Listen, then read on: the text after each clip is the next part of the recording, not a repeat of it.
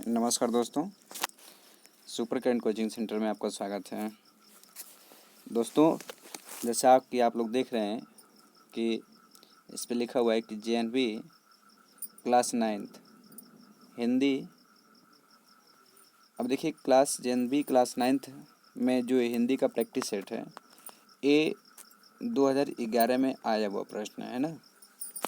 ये जो प्रश्न है 2011 में आया हुआ है, इसको हम लोग देखते हैं। देखिए, कह रहा है कि निम्नलिखित और अवतरण का अध्ययन कीजिए और उस पर आधारित प्रश्नों का उत्तर दीजिएगा। अब देखिए, ये गद्यांश जो है, गद्यांश पढ़िए। भाषा का प्रयोग दो रूप में किया जा सकता है। एक तो सामान्य, जिससे लोक में व्यवहार होता है। दूसरा साहित्य रचना के लिए, जिसमें प्राय अलंकृत भाषा का प्रयोग किया जाता है। साहित्य रचना के लिए प्रयुक्त भाषा लोक भाषा का कार्य करते हुए भी उससे भिन्न होती है, क्योंकि इसमें कवि की कल्पना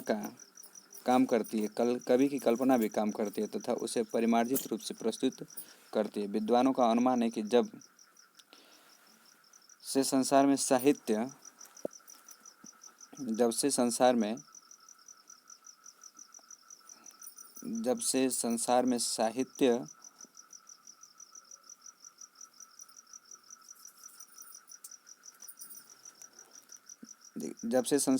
का सृजन आरंभ हुआ, तभी से अलंकारिक भाषा प्रयोग में लाई जा रही है। संसार का प्राचीनतम ग्रंथ ऋग्वेद तथा आदि महाकाव्य रामायण इस बात से प्रत्यक्ष ग्रंथ प्रमाण है। इस दोनों रचनाओं में अलंकृत भाषा में उत्कृष्ट उदाहरण प्राप्त होते हैं। संसार के समस्त कवियों और साहित्यकारों ने इसी प्रवृत्ति का अनुकरण किया।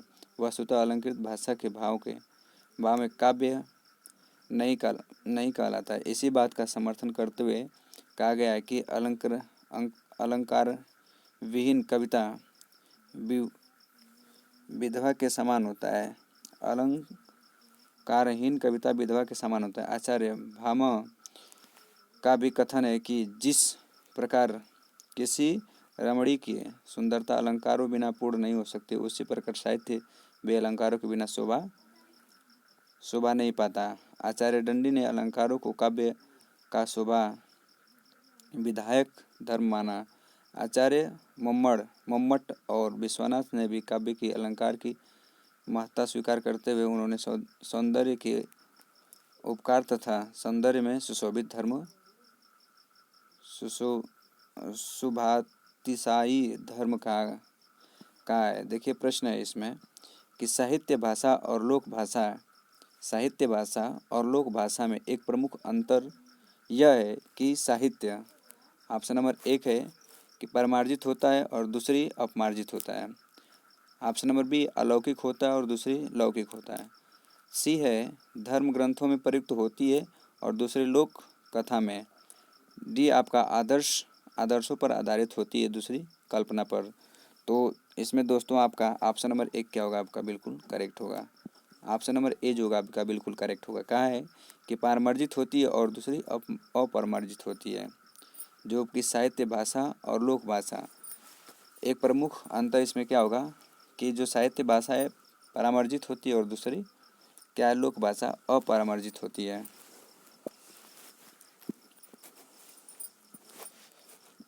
प्रश्न नंबर 2 है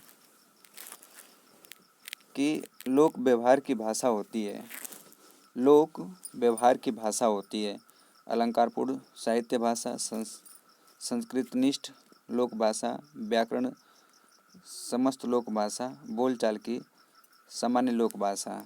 तो लोक व्यवहार में होगी, देखिए आपका ऑप्शन नंबर डी क्या होगा? बिल्कुल करेक्ट होगा। ये जो होता है बोलचाल की सामान्य लोक भाषा होती है। लोक व्यवहार की भाषा जो होती है बोलचाल की सामान्य लोक भाषा होती है। प्रश्न नंबर 3 है कि संसार के अधिकांश कवियों ने जिस भाषा विषय प्रस्तुति का अनुकरण किया है यह प्रवृत्ति है।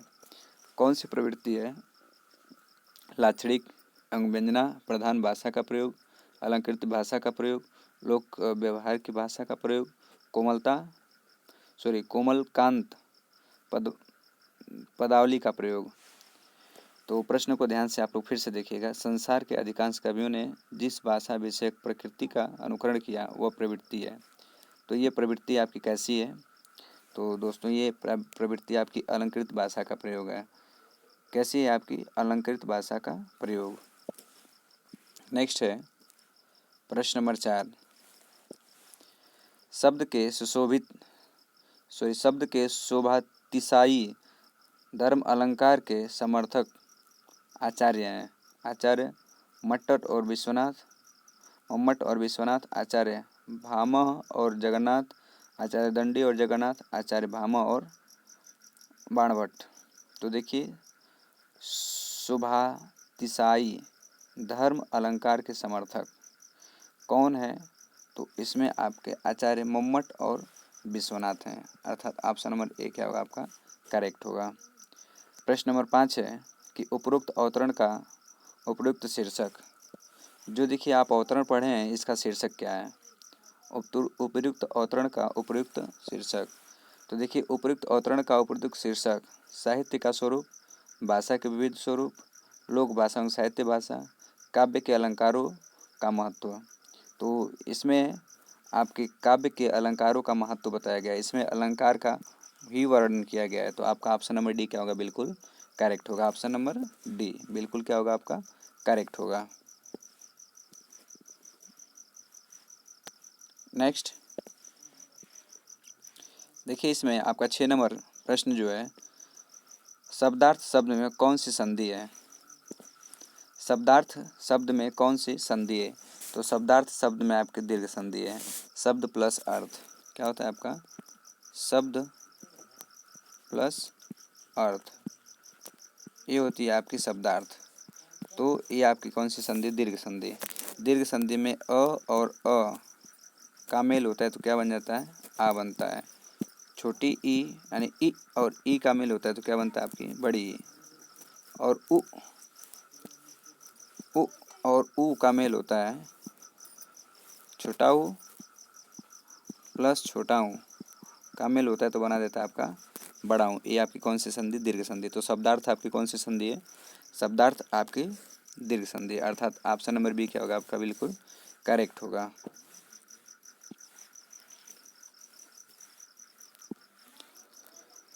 नेक्स्ट है शब्द महाकाव्य में कौन सी संधि है?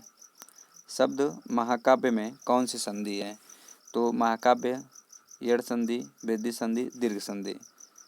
तो महाकाव्य में आपकी कौन सी संधि? दीर्घ संधि। ऑप्शन नंबर सी क्या होगा? बिल्कुल करेक्ट होगा, है ना। महाकाव्य में क्या है? आपकी दीर्घ संधि है। शब्द है परिमार्जित का अर्थ। परिमार्जित का अर्थ, तो परिमार्जित का अर्थ होता है, देखिए ऑप्शन है अर्जित करना, निर्माण करना, स्नेह करना और दान करना। तो परामार्जित का अर्थ होता है ना अर्जित करना। परिमार्जित का अर्थ होता है अर्जित करना। नेक्स्ट है प्रश्न नंबर 9। देखिए कह रहा है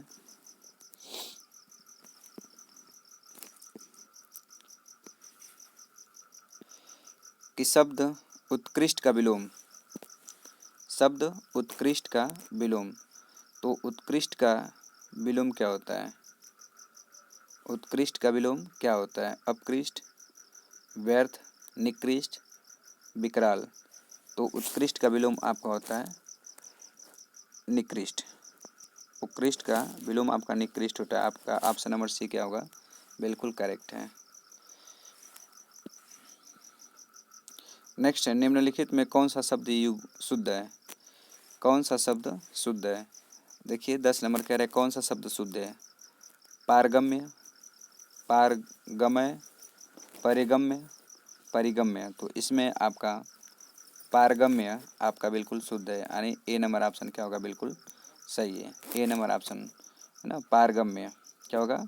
पारगम्य, ठीक है, पारगम्य बिल्कुल सही है। निम्नलिखित में से कौन सा शब्द शुद्ध है? देखिए इसमें बोल रहा है कि कौन सा शब्द शुद्ध है? प्रादुर्भाव, प्रादुर्भाव, प्रादुर्भाव, प्रादुर्भाव। तो इसमें आपका प्रादुर्भाव सही है। ऑप्शन नंबर बी क्या होगा आपका, बिल्कुल करेक्ट होगा, प्रादुर्भाव। बोलने की इच्छा के लिए एक शब्द है, बोलने की इच्छा, तो बोलने की इच्छा के लिए एक शब्द का होगा आपका, बोलने की इच्छा है विवक्षा। बोलने की इच्छा के लिए एक शब्द क्या होगा आपका, विवक्षा, ठीक है, या इसे कहा जाता है विवाक्षा, विवाक्षा, है ना। बोलने की इच्छा, विविक्षा, विवक्षा या विवाक्षा, आपका ऑप्शन नंबर सी क्या होगा, बिल्कुल करेक्ट होगा। नेक्स्ट है निर्देश, सोना। देखिए कह रहा है कि इसका पर्यायवाची शब्द होगा, क्या है, सोना का पर्यायवाची शब्द, कह रहा है इसका पर्यायवाची शब्द होगा, ठीक है। सोना का मिलिंद, द्रुम, चमक, हाटक, तो इसमें सोना का पर्यायवाची शब्द क्या होगा, सोना का पर्यायवाची शब्द क्या होगा, तो इसमें सोना का पर्यायवाची शब्द आपका क्या है, हाटक है, ठीक है, हाटक। अब देखिए सोना का पर्यायवाची क्या होता है, सोना का पर्यायवाची होता है स्वर्ण, स्वर्ण, सुवर्ण, स्वर्ण हुआ, सुवर्ण, कंचन, कंचन, कनक, कनक, हिरण्य, हिरण्य, ठीक है, जातरूप, हेमू,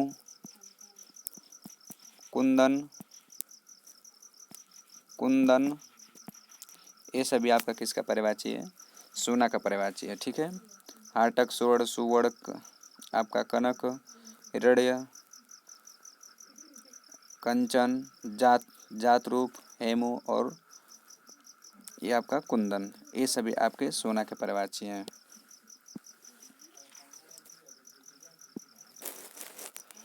अब देखिए जो आपका मिलिंद है, ये मिलिंद, ठीक है, जो मिलिंद है ये मिलिंद किसका पर्यायवाची है, तो दोस्तों ये मिलिंद जो है आपका भौरा का पर्यायवाची है, भौरा। भौरा का पर्यायवाची क्या होता है, भ्रमर, भृंग, सारंग, मधुप, माला, कंठार, हार, ठीक है, ये सभी आपके भौरा के पर्यायवाची हैं। अब देखिए भौरा क्या करता है, भ्रमण, याद कर लेंगे, भौरा भ्रमण करता है और भ्रमण करता है तो भृंग भृंग करता है, भिंग भिंग, तो आपका भृंग हो जाएगा, ठीक है। जैसे लगता है कि सारंग बज रही है, क्या कर रही है, सारंग बज रही है, फिर ना मधुप, ठीक है, मधुप। अब क्या करती है, धूप की माला, ये हमेशा माले पे दौड़ते हैं, जो माला होती है वो क्या होती है, कंठहार होता है, माला क्या होता है, कंठहार, और हार, ठीक है, हार और तस्वीर, ये सभी आपके किसके पर्यायवाची हैं, भौरा के पर्यायवाची हैं, ये सभी आपके भौरा के पर्यायवाची हैं। देखिए द्रुम, द्रुम जो है किसका है पर्यायवाची, द्रुम आपका दोस्तों पेड़ का पर्यायवाची है ना, द्रुम किसका पर्यायवाची है, पेड़ का, पेड़ होता है, बिटप होता है ना, रुख होता है, रुख, पादप, पादप, तरु, ये सभी आपके पेड़ के पर्यायवाची होते हैं। अब देखिए इसमें एक और बचा आपका चमक, ये चमक किसका पर्यायवाची है, चमक आपको समझ में आ रहा होगा, ज्योति, ज्योति, प्रकाश, प्रभा, छवि, है ना, द्वितुई, ये सभी आपके किसके पर्यायवाची हैं, चमक के पर्यायवाची हैं।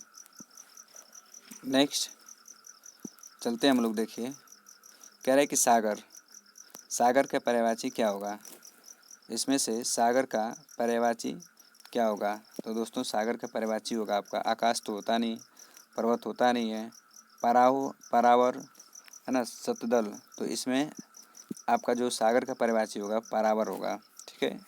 सागर का पर्यायवाची क्या होता है, परावर।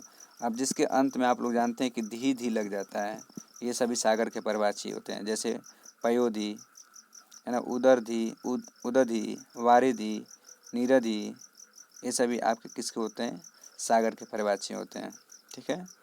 जैसे आपका आकाश, आकाश का पर्यायवाची क्या होता है, नभ, गगन, नभ, गगन, अंबर, व्योम, ठीक है। आकाश, आसमान, ये सभी आपके आकाश के परिभाषी होते हैं। पर्वत के परिभाषी पर्वत, पहाड़, गिरी, अंचल, नभ, भूधर, महीधर, शैल, लघुपति, शिखर, अद्रि, तुंग, तो ये सभी आपके पर्वत के परिभाषी होते हैं। अब देखिए सतदल, सतदल जो होता है ये किसका परिभाषी है, तो ये आपका ये फूल का है ना, कमल का है। किसका है?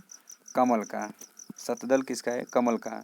तो कमल का क्या होता है? अंबुज, सरिज, पुष्कर, पुंडरीक, कमल, पंकज, नीरज, सरोज, जलज, है ना, कंज, राजीव, अरविंद। तो जहाँ पे ज ज आ जाएगा, ज ज वो आपके कमल का परिभाषी हो जाएगा। ठीक है, तो ये देख लीजिए जहाँ जहाँ ज ज आ जाएगा वो कमल का परिभाषी होगा। चलिए नेक्स्ट है कि रावण शब्द का सही संधि विच्छेद। रावण शब्द का सही संधि विच्छेद क्या होगा? ठीक है, 14 नंबर कह रहा है कि रावण शब्द का सही संधि विच्छेद क्या होगा। रावण शब्द का आपका सही संधि विच्छेद, तो रावण शब्द का आपका संधि विच्छेद होता है, रावण शब्द का जो संधि विच्छेद होता है, देखिए ठीक है, रावण शब्द का संधि विच्छेद जो होता है आपका रौ पड़स वण, है ना, रौ पड़स वण, तो ये हो जाएगा रावण, रौ प्लस अड़, रावण होता है। अब देखिए औ और अ ये सब किस में आते हैं, तो आपके औ, अय, आओ, ये सब क्या आपके आते हैं स्वर संधि में। तो ये जो आपके होते हैं रावण जो स्वर संधि के अंतर्गत आता है। ठीक है, तो यदि दोस्तों आप लोग को ये वीडियो अच्छी लगी तो वीडियो को ज़्यादा से ज़्यादा लाइक शेयर और सब्सक्राइब जरूर करें। धन्यवाद।